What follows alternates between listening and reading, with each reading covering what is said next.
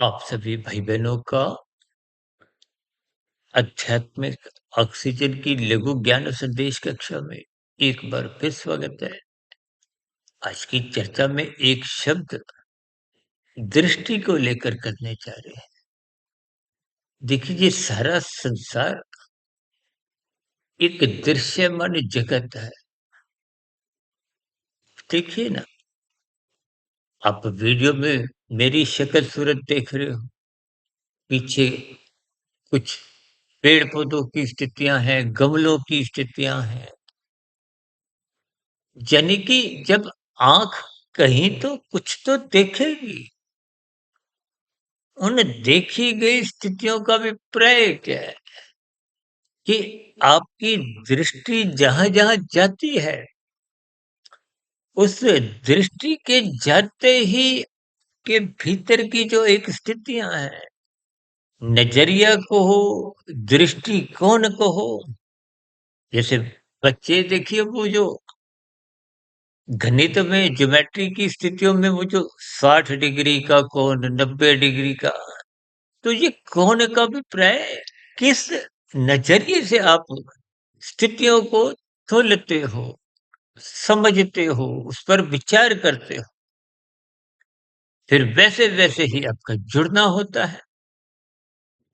आजकल तो देखिए मदारियों के तमाशे नहीं होते, नहीं तो सड़कों पे देखिए 30-40 साल पहले हमने बहुत तमाशे ऐसे देखे। कभी-कभी आप सीधा निकलना भी चाहते थे, लेकिन 2 मिनट के लिए आप रुके नहीं तो 2 मिनट की स्थितियाँ वहाँ आपको 20 मिनट, आधा-आधा घंटा रोक देती है। ये सब स्थितियाँ अपने आप नहीं बनती। ये भीतर में जैसी-जैसी स्थितियाँ संस्कारों की, स्वभाव की, आदतें होती हैं, वैसे-वैसी क्रियाएँ होती हैं। वैसे-वैसे ये नए जहाँ-जहाँ आपकी दृष्टि जाती है, वो आपको रोक देती है, जब उस नज़रिए से देखते हैं। अब कुछ लोग तो केवल कार्य पे ही नज़र रखते हैं, और जो कार्य पर नज़र रखते हैं, वो तो संसार से ही जुड़े रहते हैं। और जो कार्य के पीछे का कारण ढूँढते हैं, वो उस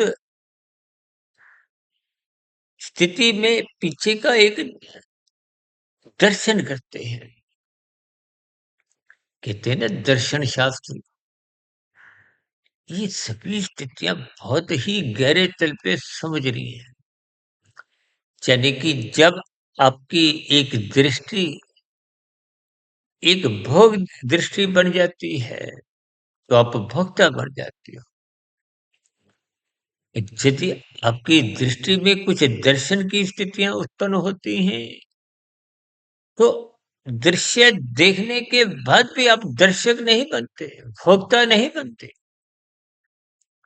आप उस पे विचार करते हो, चिंतन करते हो। चिंतन, विचार, कारण की स्थितियों को ढूँढना, जब पहुँचना, वही तो दर्शन है। वही तो आपका दृष्टिकोण है।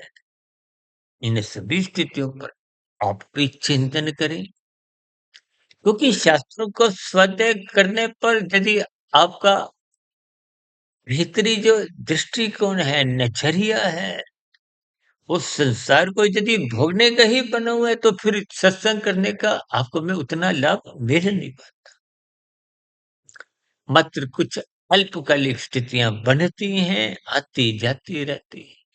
संसार में तो देखिए लाखों, करोड़ों लोग सत्संग करते हुए दिखाई देते हैं। अभी 2 माह पहले ही तो देखिए ये महाकुंभ के मेले में 67 करोड़ लोगों ने स्नान किया। 67 करोड़ बहुत बड़ी संख्या है। लेकिन उन सब की स्थितियाँ अधिकांशतः देखिए, अगर सबकी का अभिप्राय अधिकांशतः संसार से जुड़ने की है। किए गए पाप कर्मों की स्थितियाँ समाप्त करने के उद्देश्य से है। परमात्मा से जुड़ने से, जबकि तीर्थ स्थलों पर जाना, संतों का दर्शन करना, उनके जीवन से संसार को समझना, परमात्मा की सृष्टि की रचना को, तमोगुण, रजोगुण, सतोगुण को पहचानना, अपने जीवन में सात्विकता लाना, दिनचर्या व्यवस्थित करना, जीवन में अनुशासन लाना, ये स्थितियों के लिए लोग तीर्थ स्थलों पर जाते थे। आजकल तो देखिए ये सभी स्थितियां वैसे दिखाई देती नहीं। इसलिए अपना दृष्टिकोण सात्विक बनाए, तभी दर्शन की स्थितियां होंगी, अन्यथा दर्शक की स्थितियां, भोगने की स्थितियां निरंतर आपके मेरे जीवन में बनी रहती। सब चीज को यहीं विश्राम देते हैं। इन स्थितियों पर आप भी विचार करें। शाम को फिर मुलाकात करेंगे। सर्व कल्याण वृक्ष की प्रश्नोत्तर या तर्क संगत विश्लेषक ज्ञान कक्षा में, और कल सुबह पुनः ब्रह्म मुहूर्त ज्ञान उपदेश कक्षा में। तक आप अपने आध्यात्मिक मत सुधीर भाटिया फकीर को इजाजत दें।